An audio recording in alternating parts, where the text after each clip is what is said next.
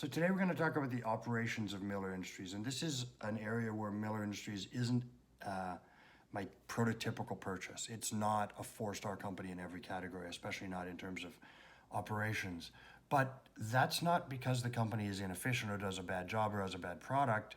It's because the company is an old line manufacturer, and old line manufacturer had less attractive economics relative to what we would call growth companies than software companies or other companies. Having said that, the company does a good job of growing its profits and growing its revenues. It's in a niche where it dominates the industry, and it's in a niche that I think is not going to shrink. And I'm buying the stock at a discount, so that's why I'm buying it. But having said that, it's only fair to educate you about the things that make this company less than stellar, and some concerns, because my job isn't to tell you everything's great, it's to tell you the truth. So as always, the first thing we look at is gross margins. And you can see here, this company's in the bottom 10% of companies that I analyze in terms of gross margins. It's not very good. In fact, it's actually kind of astonishing that I would suggest to buy it. I like to see gross margins in the range of 40%, and this company's gross margins are something less than 10%. However, the gross margins have been stable since 2012. They've actually gone up marginally since then. But while doing that, their profits have gone from 80 cents to $2.90. And so these margins allow this company to be profitable, and it's, again, because it's an old line manufacturer. So there's no rules in investing, there's guidelines, and you have to look at the whole story and try and understand if you think the story for this piece allows you to overlook really good things, or in fact to discount really good things. And so that's why I'm suggesting to buy this company, because even though the gross margins aren't there, there's enough pieces in place that I do think it's a good company. So this chart is one of the primary reasons why I'm interested in this company, despite what we talked about on the last slide for its gross margins. Since 2011 or 2012, this company's raised its profits every year. They've gone from about 80 cents a share to about $2.95 a share in terms of profits. That's really, really good, especially when the margins are so slim. But we looked at gross margins, and one of the problems with gross margins is when things go bad, the company can turn really bad for the company in a hurry.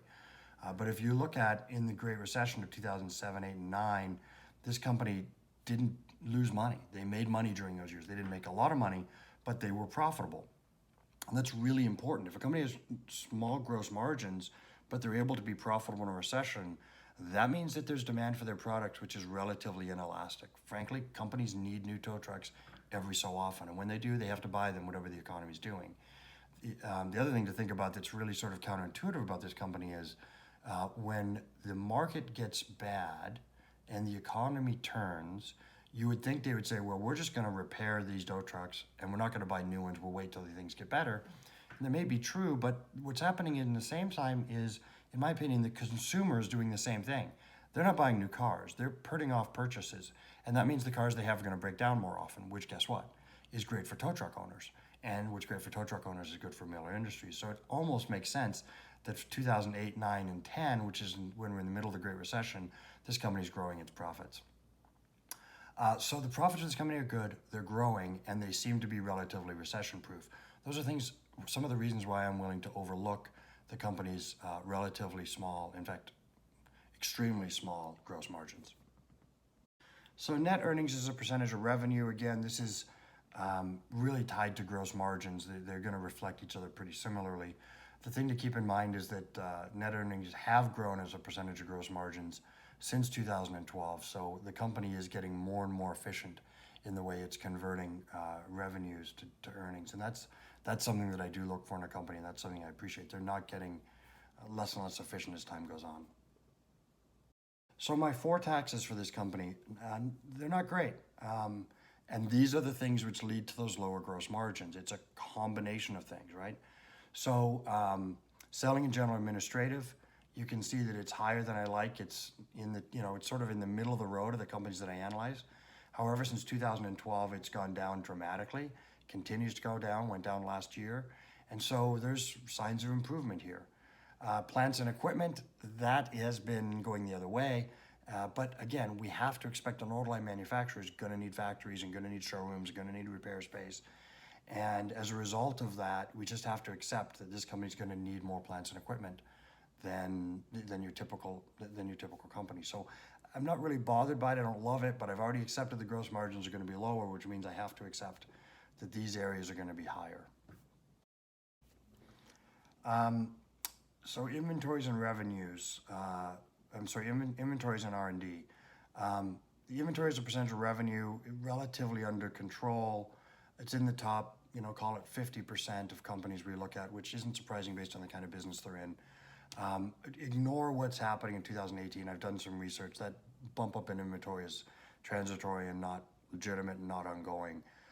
So basically it's been relatively level since 2013 in terms of inventory as a percentage of revenue. Again, I don't love it, but I understand what's going on and I'm okay with it. R&D, the company spends virtually nothing in R&D, and so that's a good thing. I don't like companies that need tons of R&D, generally speaking. So here's a summary of the operations of the company. We have to understand this is an old line type of manufacturer.